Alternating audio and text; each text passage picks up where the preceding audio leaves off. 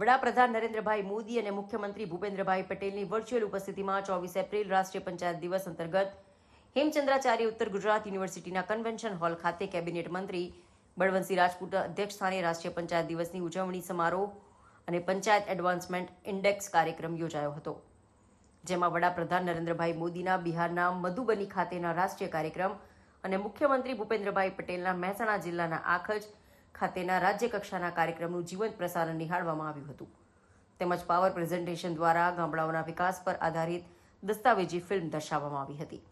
આ પ્રસંગે કેબિનેટ મંત્રી બળવંતસિંહ રાજપૂતે કાર્યક્રમની શરૂઆતમાં જમ્મુ કાશ્મીરમાં થયેલા આતંકી હુમલામાં માર્યા ગયેલા મૃતકોને શ્રદ્ધાંજલિ પાઠવી હતી, તેમજ તેમના પરિવારો પ્રત્યે સહાનુભૂતિ અને સાંત્વના વ્યક્ત કરી હતી। મંત્રી બળવંતસિંહ રાજપૂતે જણાવ્યું કે વડાપ્રધાન નરેન્દ્રભાઈ મોદીના નેતૃત્વમાં સમગ્ર દેશ અને દુનિયામાં ભારતની લોકશાહીનું મહત્વ વધ્યું છે। ડિજિટલ ક્રાંતિ અને ટેકનોલોજીના સમન્વયથી 323 જેટલી સરકારની વિવિધ સેવાઓથી પંચાયતોને જોડવામાં આવી છે। કેન્દ્ર સરકાર અને રાજ્ય સરકારની અનેક સુવિધાઓ અને યોજનાકીય માહિતી ગ્રામીણ કક્ષાએ ઉપલબ્ધ બની છે। મહાત્મા ગાંધીજીએ કહ્યું હતું કે ભારતનો આત્મા ગામડામાં વસે છે। ગામડાઓના વિકાસથી જ રામ રાજ્ય અને સ્વરાજની સંકલ્પના શક્ય બનશે। દેશની પ્રગતિ આધાર ગામડાઓનો વિકાસ છે, ત્યારે સરકારની વિવિધ યોજનાઓનો લાભ છેવાડાના માનવી સુધી પહોંચાડવા મંત્રીશ્રીએ અપીલ કરી હતી। મંત્રીશ્રીએ કહ્યું કે વડાપ્રધાન નરેન્દ્રભાઈ મોદીએ ગામડાઓના વિકાસ માટેનો રોડ મેપ તૈયાર કરી અનેક ક્ષેત્રે ગામડાઓને મુખ્ય પ્રવાહમાં જોડવાનું કામ કર્યું છે। આ પ્રસંગે જિલ્લા પંચાયત પ્રમુખ હેતલબેન ઠાકોર, રાધનપુર ધારાસભ્ય લવિંગજી ઠાકોર, જિલ્લા વિકાસ અધિકારી CL પટેલ સહિત અધિકારીઓ, કર્મચારીઓ, ગ્રામ પંચાયતના સરપંચો, સભ્યશ્રીઓ અને મહિલાઓ મોટી સંખ્યામાં ઉપસ્થિત રહ્યા હતા। સમગ્ર ભારતમાં આજે 32 વર્ષ પંચાયત રાજમાં જે સુધારો કર્યો હતો એના પૂર્ણ થયા છે।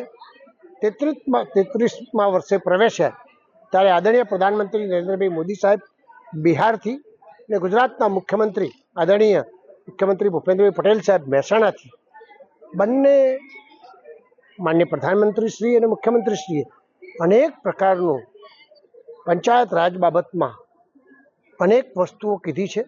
એની સાથે સાથે 13,500 કરોડથી વધારે રૂપિયાના લોકાર્પણ કર્યા છે।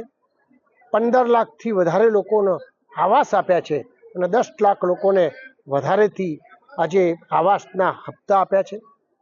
અનેક પ્રકારની વ્યવસ્થા થઈ છે। આજે પાટણ જિલ્લાની અંદર 486 આપણી જે ગ્રામ પંચાયતો છે એમાં આપણે 2 એટલે ગુજરાતમાં 2 ક્ષેત્રે આપણે પ્રગતિ કરી છે। એમને ખૂબ શુભકામનાઓ આપું છું અને જિલ્લા વહીવટી અને પદાધિકારીઓ આજે નક્કી કર્યું છે કે ભારત સરકારે જે 9 માધ્યમ બનાવ્યા છે એમાં વધુમાં વધુ પાટણ જિલ્લો કેવી રીતે સમાવેશ થાય અને કેવી રીતે સારું કરી શકાય એની વ્યવસ્થા કરવાનો સંકલ્પ કર્યો છે।